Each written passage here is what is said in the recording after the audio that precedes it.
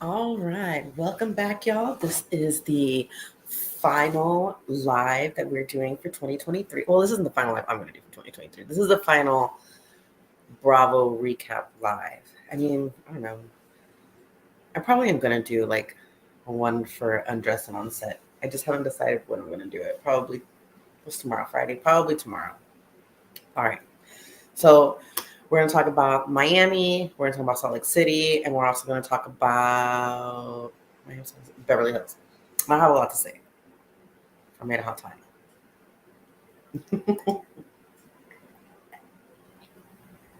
So I watched like some recaps with Zach Peter and unfortunately Up and Adam. Y'all know, well, if you've been here from the beginning or you've known me for a while, you know that I do not like Up and Adam.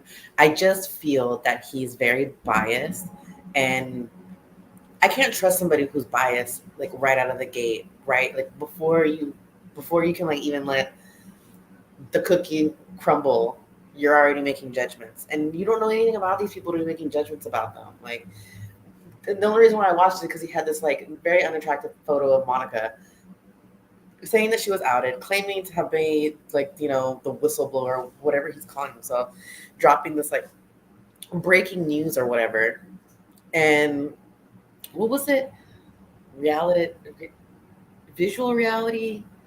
I forget what the stupid name of the Instagram was, but allegedly, supposedly, what the rumor is, the rumor is that Monica has been behind this like account, and it's very like a Jen Shaw. From what he showed on his video, it was all about Jen Shaw. So I don't even understand why everybody's all upset if it's all about Jen. Like, who cares? Anyways, um, and I just feel bad for Monica because I don't. I think she needs to go. Like, honestly, in my opinion, I think she just needs to go no contact with her mom because I think that's the only way that she's going to get any kind of positive results moving forward. Her mom's not going to come to terms. Her mom's can't even show up for therapy, and it's clearly very self-centered. I don't like to diagnose people, so I'm going to do my best to refrain from that.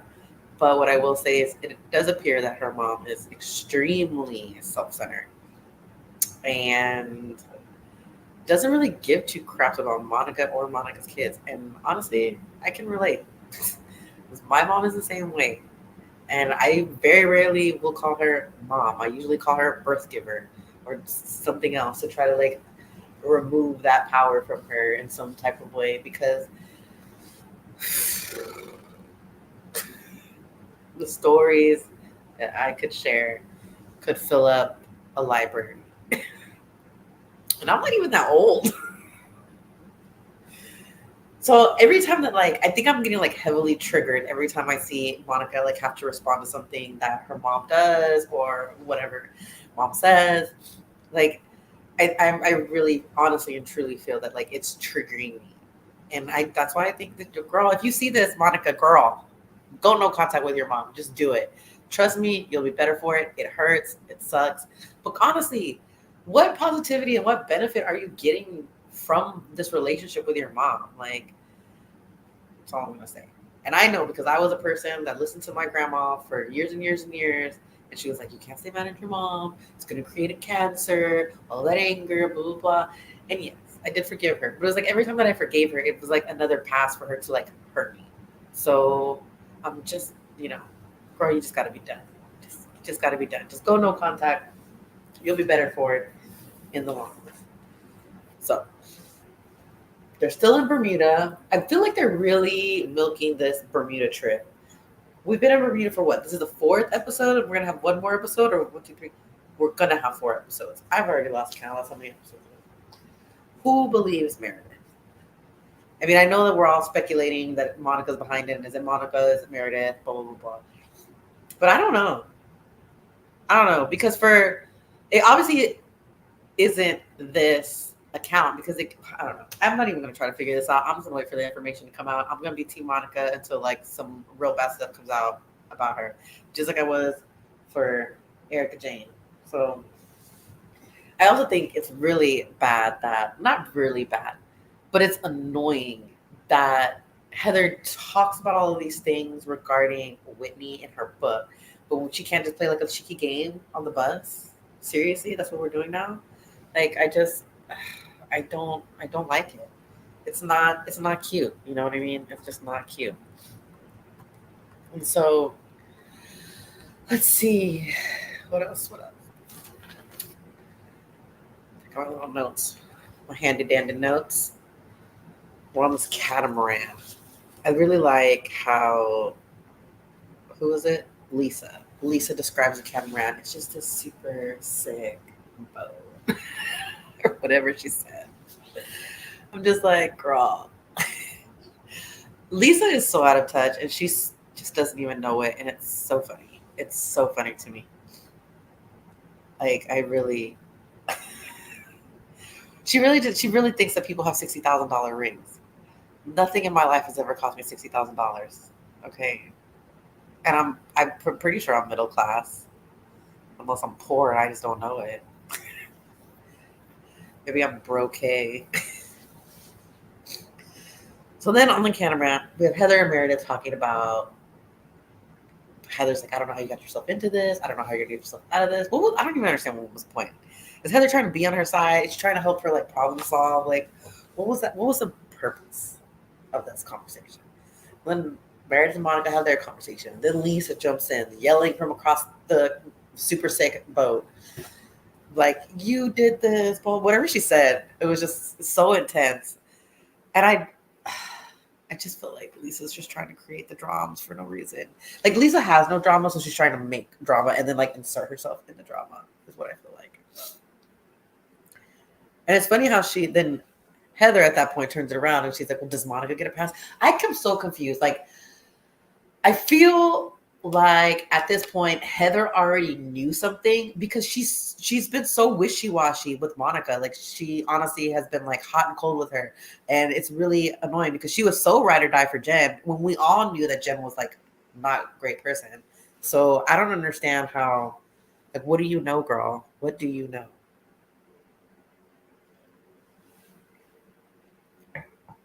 Then we have Meredith and Angie K, and they're trying to talk about their beef or their drama. And Meredith is like, I'm not the one saying this, and blah, blah, blah, blah. And I'm just like, she's always trying to like minimize her part in things. And it's just kind of, I love Meredith. Don't get me wrong. Like, I have been using Meredith. I'm disengaging forever. So, I mean, I'm a ride or die Meredith fan. Don't get me wrong. When she was in that bubble bath and they were like, Jen just got arrested, and she's like, surprising. Chef's kiss. It was awesome. So don't think that I'm trying to hate on Meredith. I'm just really confused, and I really want to know like the answer. Was she sending these random articles about Lisa last year or whatever it was? Like that's all I'm trying to figure out. I just want to know what the tea is, and is it hot? Is it piping? Let me know. And then we turn around, and after Lisa was like at Meredith's throat, they're like BFFs on the sprinter. And she's like, oh, I just wanted to tell you about Brooks, and he just got this job, and then Brooks told me to lean into you. Da, da, da, da, da. And I'm just like, really? Brooks said that? I mean, I believe if Meredith says that he said it, I believe that he said it. But it's giving, I'm fabricating this story. That's all I'm saying. So then they go to dinner. Monica is like annoyed because Meredith and Lisa have made up, and is it Meredith that says it? I think Meredith says, well, I gave Lisa a middle step because I just know that this is who Lisa is, and da da da da da. And Monica's like, well, I want a middle step too.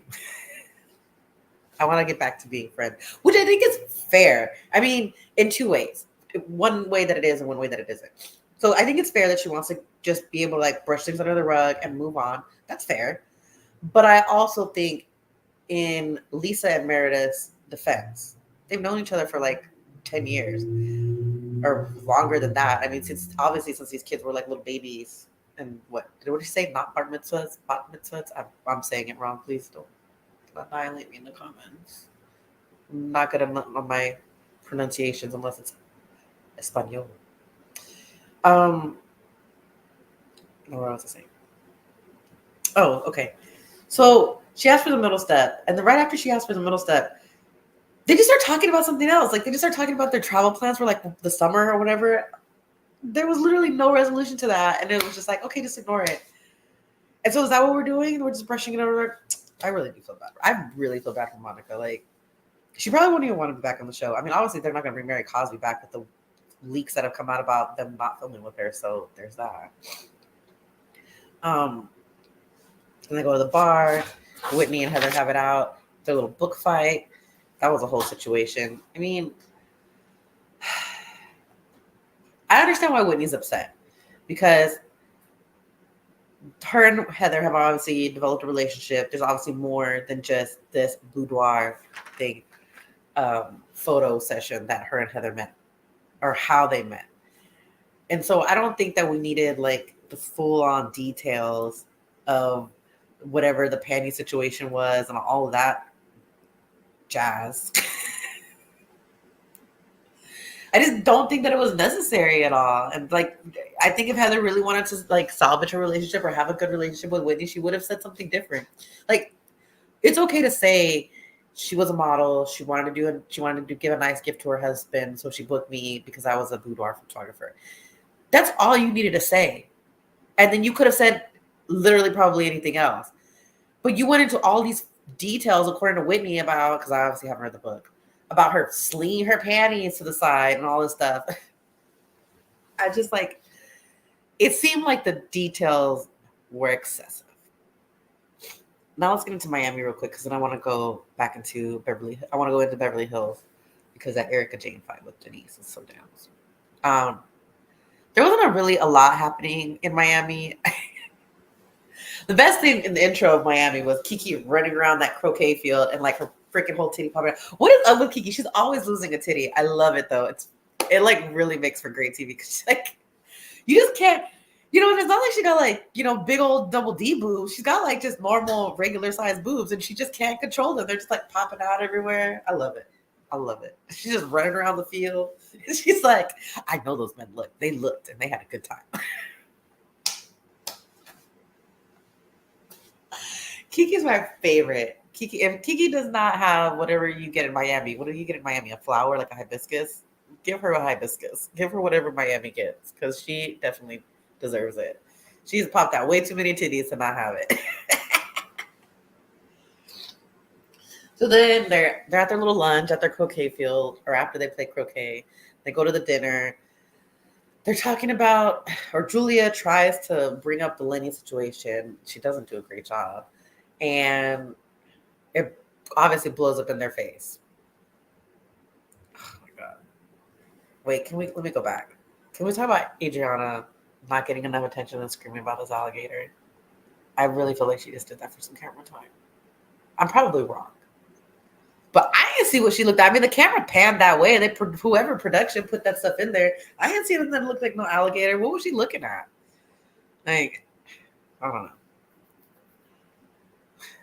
I don't know what to say about that. I feel like I don't really understand why. I don't understand how Adriana is still like a full-on cast member and Marisol isn't. I would much rather watch Marisol than Adriana. Adriana is so annoying to me. Like, she shows up with her props. It's too much. The only thing that I will say that I did like about Adriana is that it really did seem like she was showing up for Lisa. And I hope that was a real authentic moment and not something that was just like made up. The Miami girls, I tend to believe their friendship is a little bit more than like really any other cast. Because you can kind of tell, like for instance in Beverly Hills, you can kind of tell that like Garcelle doesn't hang out with anybody when they're not filming aside from Sutton maybe. And obviously Denise isn't on the cast. Who else does she hang out with? I don't even think she hangs out with Crystal. Who else is on the show that she would hang out with? I don't think anybody else outside of that. So anyways, we still don't know what this girl's buying on Instacart for 10 racks. I mean, it's groceries for sure, but I mean, that's like $2,000 at best. So I don't know. That's a lot. Nicole and her dad have dinner. The girlfriend doesn't show up. That was annoying. I don't know what was going on with Nicole. I mean, I don't know if that was like, I don't even know why production kept that in there. Him like constantly going to the bathroom. Like, was that like a sign that something was wrong? Because then at the end they had that he passed away. And I'm sure like Zach has mentioned it or somebody mentioned it. I don't know. But it's sad. This poor man died. I wonder if he got to have all those extra babies that he wanted. And poor Nicole, like, he's just dropping all these bombs about these other babies that she didn't know nothing about. Like, sir, poor girl. Like, I really don't know what to say. I felt bad for her. I mean, if one of my parents would have done that to me, I honestly probably would have just got up and walked away. That was pretty much it for Miami. There wasn't a whole lot that happened. I'm excited for the next episode when it seems like Marisol and Marisol and Alexia leave because Anna from season 1 is going to come. Now I'm going to have to go back and watch season 1 that I've never watched because who is this Anna chick and why did they not like her so much? All right. So then we go to Beverly Hills. Crystal's taco party, right? Denise shows up. She looks very well put together, much better than Kyle's THC dinner party, where she looked like she rolled out of bed and was wearing pajamas and a fur coat, an upside down fur coat. That was too funny. I will never get over Dorit checking her own coat. She was just like, yours is upside down. Mine? Oh man, that was way too funny. I like that Erica, Garcelle, and Sutton all got to go out and have a single ladies' night. I agree. I saw what Zach said about if Brenna was still on the show, she doesn't. If Brenna was still on the show, he doesn't believe that Erica would have shown up to that or wouldn't have gone because of her loyalty to Brenna. And I 100% agree. I do not believe that one, Erica would have let things squash with Sutton, or two, shown up to that girls' night. So I'm happy. And I'm happy that Erica doesn't want to fight with anybody for the most part. Even at Crystal's taco party, let's just go ahead and get into freaking the damn fight. Even when, hold on. I don't want to. Let's talk about Garcelle and Dorit first. Garcelle and Dorit, when Dorit throws out that word attack, who had Erica Jane being the voice of reason? Because she definitely swooped in and was like, oh yeah, I'm coming in. You just have to understand it's a different connotation when you say it to her versus her saying it to you. And honestly, I feel like attack was a strong word. That's a bit of a reach, girl, for what was happening right there. And secondly, she is still saying, choose my words carefully, saying that she is having a lot of difficulty and struggling with the PTSD and all of that stuff from the robbery. So if you're still struggling with the things from the robbery, who are you to judge or comment or disagree with what somebody is going through or their timeline of processing for what they experienced? I mean, she doesn't like when PK is acting like she's being over dramatic. So who is she to tell Garcelle to get over it, that it's been a year and a half? She's not over her situation. So I'm just saying, spade is a spade, girl. So they talk about it. Dorit spills the beans about the Magic Mike thing to the other girls. Oh, and then was that Bill Burr's wife that was there? So is she friends? I'm guessing she's friends with Crystal. Is that how this goes? That's interesting. I like that that Bill Burr's wife was there. I'm gonna say.